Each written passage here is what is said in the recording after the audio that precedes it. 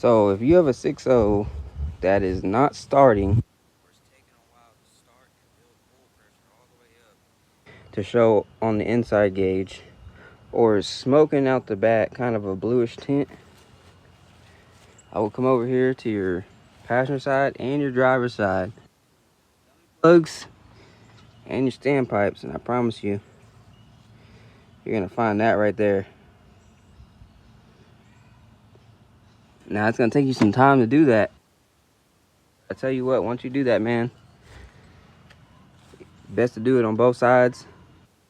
Make sure it's all good.